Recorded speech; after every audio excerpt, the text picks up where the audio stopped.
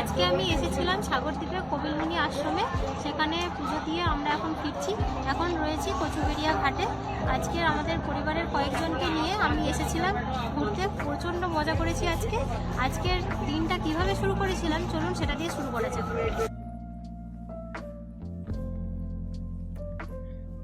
সময় তখন সকাল 11টা। আমি, মা, আমার জেঠিমা আর আমার বর এই 4 জন মিলে বেরিয়ে পড়েছিলাম সাগরের উদ্দেশ্যে। সবে শীতের শেষ হলেও রোদের তেজ ছিল প্রচণ্ড। রাস্তায় বেরিয়ে কার মাথায় ছাতা থাকবে এই নিয়ে এক প্রস্তর মিষ্টি ঝগড়া হয়ে গেল বরের সাথে। আশ্রম মোড় থেকে টোটো ধরে সোজা গিয়েছিলাম কাকদ্বীপ। টোটো থেকে নেমে কিছুটা হেঁটে এগিয়ে গেলাম ইয়ংস্টার মোড়ে, যেখান থেকে লট 8-এর টোটো পাওয়া যায়। লট 8-এর টোটো ধরে আমরা এগিয়ে গেলাম লট 8-এর 4 নম্বর গেটের দিকে।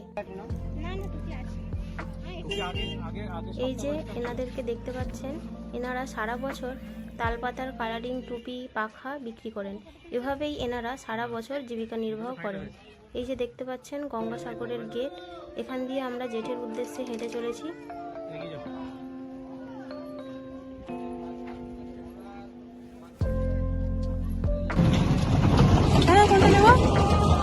দেখো যে হাওয়া করে ভালো লাগছে, সবগুলো হাওয়া হবে।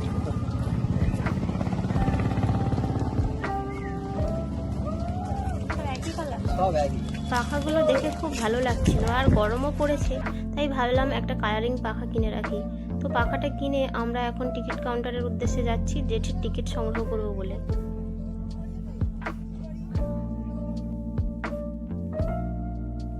পার হেড টিকিটের দাম মাত্র 9 টাকা।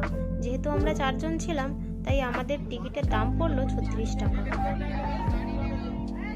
টিকিট কাটার পর আমরা প্রায় 15 মিনিট অপেক্ষা করছিলাম। কিছু গুজরাটি তীর্থযাত্রীরা আমাদের যাত্রাপথের সঙ্গী হয়েছিল। সকলের মাথায় ছিল তালপাতার রং বেরঙের টুপি। যাই হোক, ভেসেল ঘাটে আসতেই আমরা দৌড়ে গিয়ে উঠেছিলাম ভেসেলে।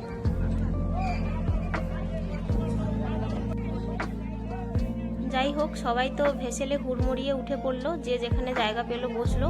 আমি দাঁড়িয়েছিলাম। তারপর ভেসেলে লক্ষ্য করলাম বাস ট্রেনের মতোই এখানেও হকাররা তাদের পসরা নিয়ে হাজির হয়েছে। মানুষের খাবারের পাশাপাশি কিছু নামকিন জাতীয় গুলি, যেগুলি সবাই কিনছিল পাখিদের খাওয়ানোর জন্য।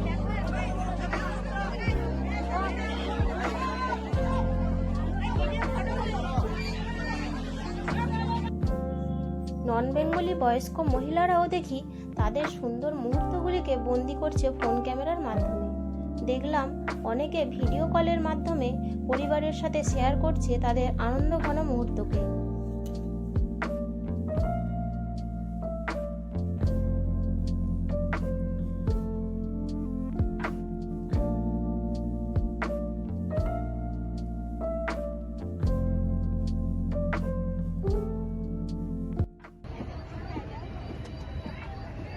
ঠিক দুপুর 12টায় আমাদের ভেসেল রওনা দিয়েছিল গঙ্গাসাগরের উদ্দেশ্যে, আর সাথে সঙ্গ দিয়েছিল পরিযায়ী পাখিগুলো। এত সুন্দর দৃশ্য না গেলে বোঝানো মুশকিল। আপনারা পারলে অবশ্যই গঙ্গাসাগর একবার ঘুরে আসুন।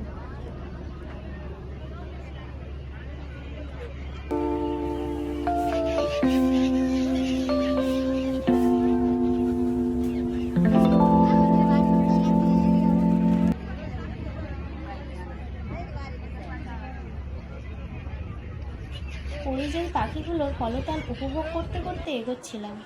আমিও এক প্যাকেট খাবার কিনে পাখিদের দিকে ছুঁড়ে দিচ্ছিলাম, আর খুব কাছ থেকেই তারা খাবারগুলোকে ঠোঁটে করে লুফে নিয়ে উড়ে চলছিল সামনে।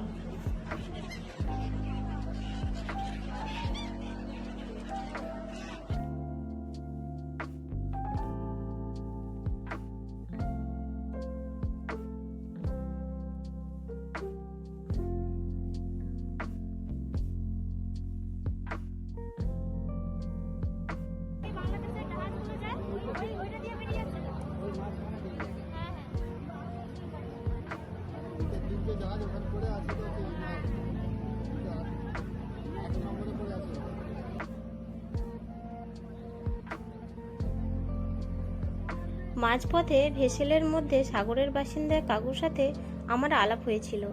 এখান থেকে কিভাবে আমরা কপিল মুনির মন্দিরে পৌঁছাবো সেই বিষয়ে কিছুটা ওনার মুখ থেকে জেনে নিয়েছিলাম। প্রায় 45 মিনিট ভেসেলে কাটিয়ে আমরা পৌঁছে গেলাম কচুবেড়িয়ার জেটিঘাটে।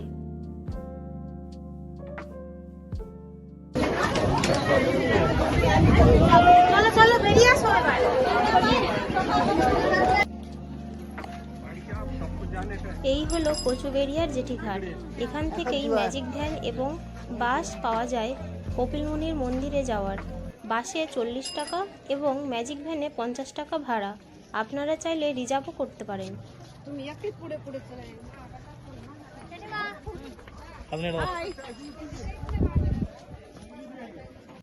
তো বন্ধুরা, এখানেই আজ শেষ করছি।